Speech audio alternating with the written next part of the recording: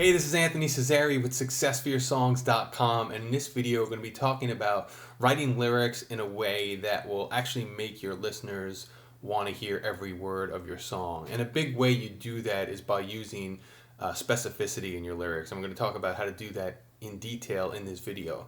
Specificity in your lyrics can be a great way to pull your listeners into your story and make your lyrics relatable.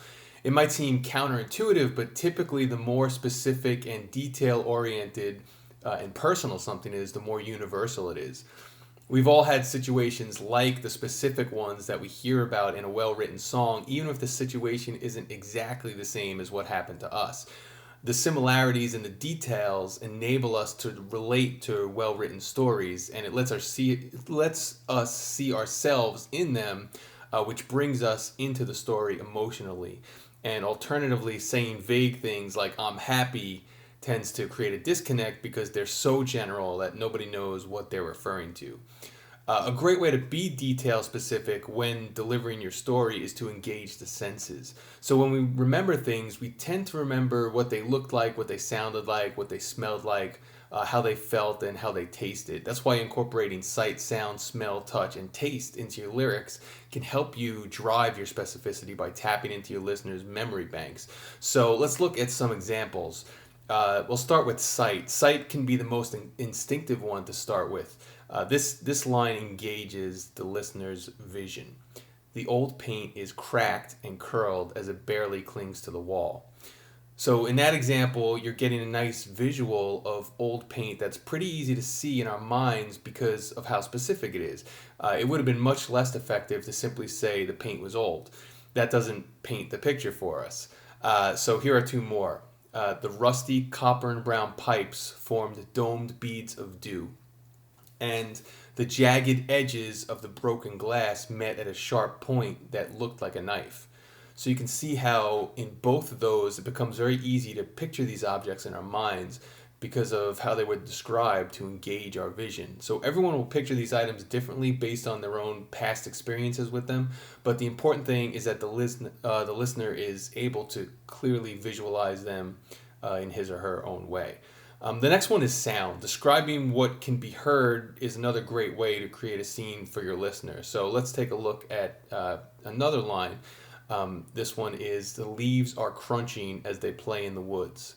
So the sound of leaves crunching is a specific sound that everyone can relate to because it's most likely a sound that everyone has experienced hearing. So let's look at a piece of lyric.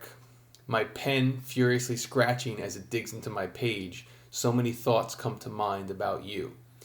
So you can see how much more descriptive that is than simply saying, I write about you. Now you can hear the pen tearing into the page and it's pulling us into the scene. So let's look at one more. The volume of her footsteps lessens as she walks away. When it's silent, I'll know I lost her. So here we're seeing sound being tied into the idea of loss. So that's a good time to mention that the sense of hearing is an important one since music is an audible only medium, and as a result, it can give you your best opportunities for moments of prosody in your song. For example, in that example that I just mentioned, the idea of volume of footsteps lessening as she walked away could get played out in the music. So maybe the beats of the music resemble footsteps and then they start to fade when the line is sung. You can also have some fun when mentioning sound in your lyrics to develop prosody in your song.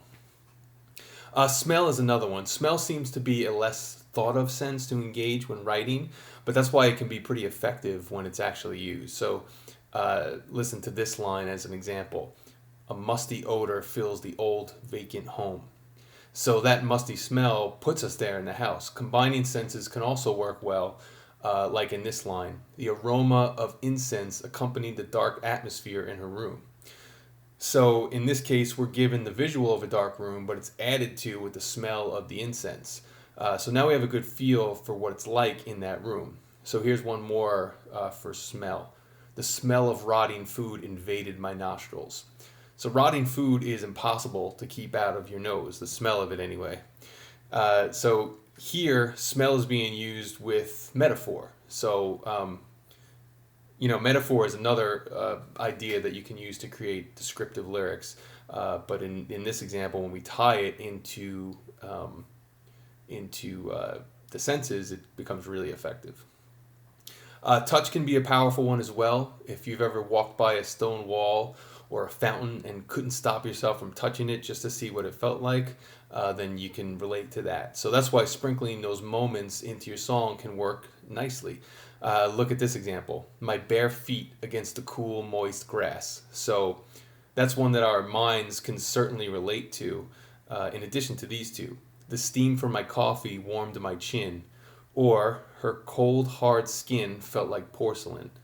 So you can see how these moments place you in the story better than lines like the coffee was hot or her hand was cold. These lines are descriptive by talking about how they feel. That makes them much more easy to relate to.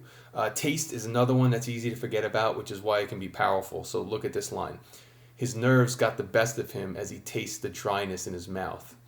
Or the saltiness of her skin on my lips as I kissed her neck. So that one taps into what you taste, or this one will tap into what you taste and see.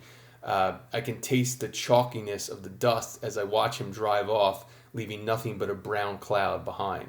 So you can see the brown cloud of dust as you taste it too. So descriptions, descriptions hitting multiple senses can be a great tool. So I think with these tools, you'll have a lot more ideas to use when you're writing lyrics to really get into the descriptiveness of how you write, and to help people cling to the words that you're writing. Because like I said, when you write in this very descriptive way, it makes people much more interested in what you're saying than if you use more vague language. So if you're interested in more lyric writing tips and tricks and ideas, I've got a couple of free cheat sheets for you below this video, so you can click the link there to grab them. Thanks for checking out this video, and I'll talk to you in the next one. Take care.